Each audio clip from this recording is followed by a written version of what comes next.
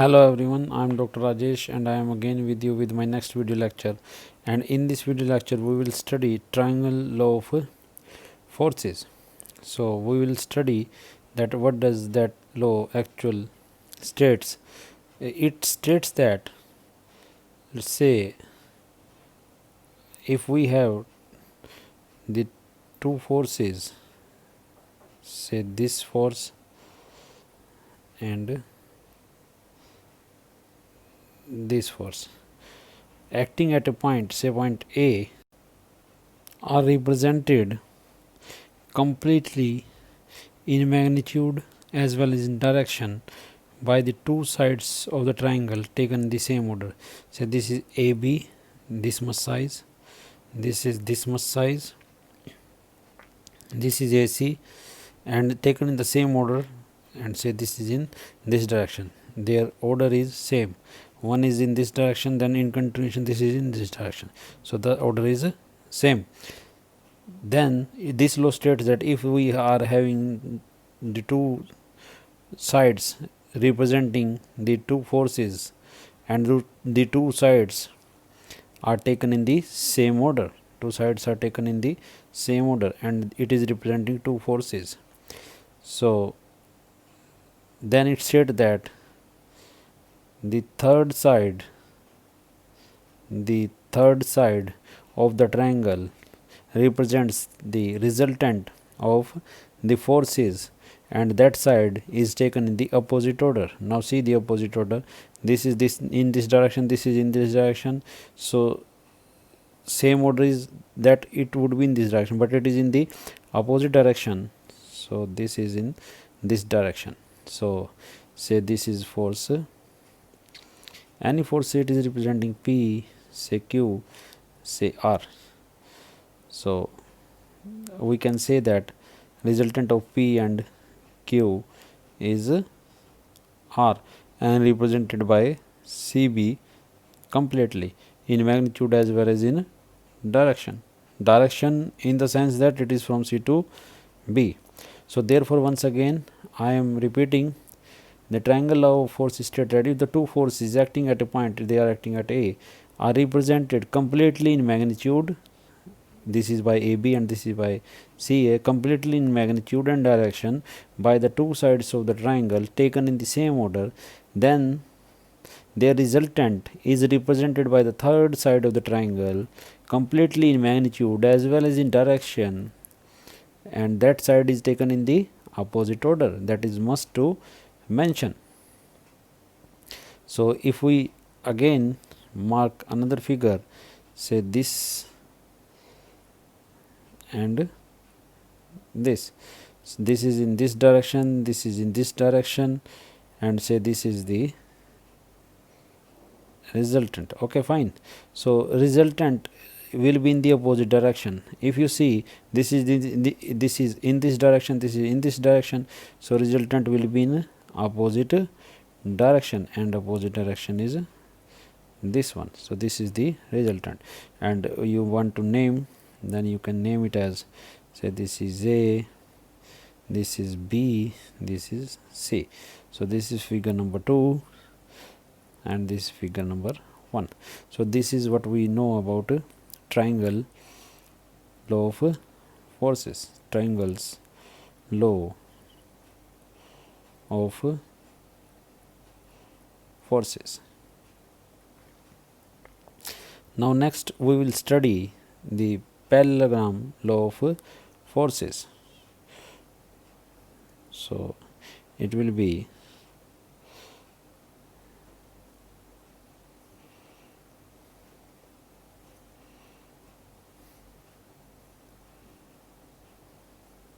so what does that states? This law simply states that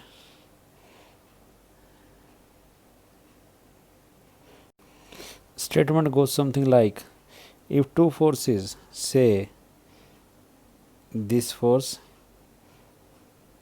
and this force, if two forces acting at a point are represented completely in magnitude as well as in direction by the two adjacent sides of a parallelogram, then their resultant is represented completely in magnitude as well as in direction by the diagonal of the parallelogram taken in the opposite order, and these two sides are taken in the same order.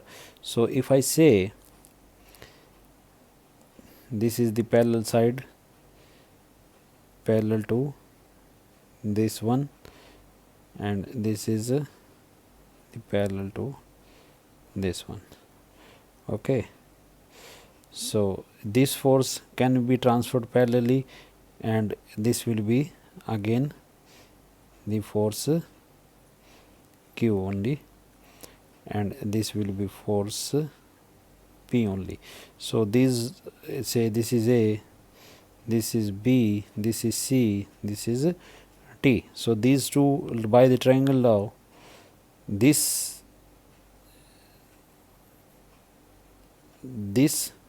and this both are in the same direction. Then the third side, if I complete it,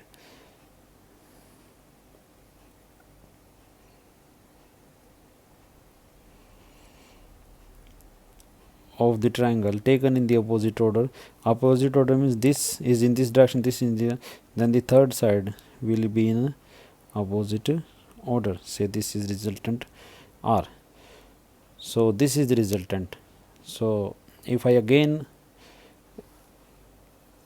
reproduce the parallelogram law of forces, it states that if two forces P and Q acting at a point A are represented completely in magnitude as well as in direction by two adjacent sides of a parallelogram taken in the same order. These two sides are in the same order, like this can be transferred parallel to this, so this is in the same, this, if this is in this direction, this is in this, are represented completely in magnitude as well as in direction by two adjacent sides of the parallelogram taken in the same order, then their resultant R is represented completely in magnitude as well as in direction by the diagonal of the parallelogram taken in the opposite order. This is in the opposite direction, opposite order. Okay, so this is what we call it as the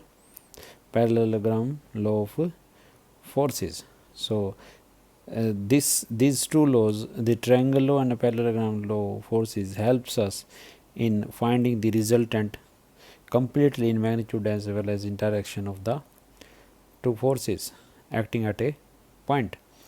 So now we will find that what is the resultant of two forces acting at a point. Before that, we will study what is composition and resolution of forces. What is composition and resolution of forces?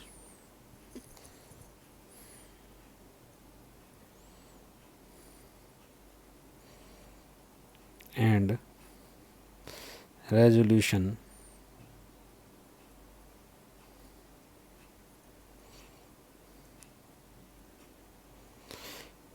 composition means, like we are given two forces, say this is force 2, and in particular I am taking, they are acting at a right angle. I have taken the specific case.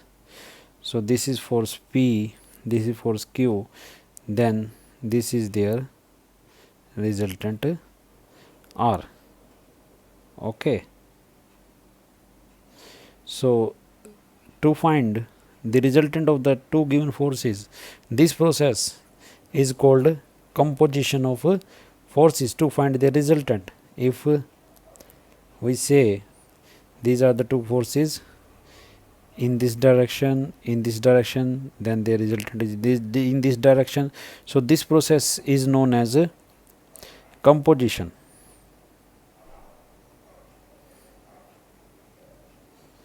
While if I say what is the resolution of forces, if we are given, say this resultant is given, say this resultant is R, it is making an angle alpha, so it's perpendicular along x axis and in y axis this. So what will be its component? along x-axis. You know very well about the resolution, it's r cos alpha, and what its component along y-axis, it will be r sin alpha. So that decomposition of the forces into its component, like we have decomposed the resultant force r into its components, r cos alpha along x-axis, r sin alpha along y-axis, then this is called resolution of forces, and this is called composition of forces. So this is very interesting topic, and we will be very frequently resolving the force into its components, and we will also be finding the resultant of the forces. This is resolution and this is a composition. So these are the two concepts. So I will wind up the lecture over here. So in this lecture we have studied the triangle law forces, parallelogram law forces, then we went ahead and we have studied composition and resolution of forces. So I would expect you all that you will go through this lecture and will be able to understand the idea of triangle law forces, parallelogram law forces, composition and resolution of forces. In the next lecture we will study an important article. That article will be a resultant of two forces acting at a point. So I hope that you will be able to understand the lecture, and I expect you all to go through the lecture carefully, and this is all I have from this lecture. And if you have liked the lecture, please like, subscribe, share and comment. This is Dr. Rajesh saying a goodbye. Take care. Bye bye and see you soon.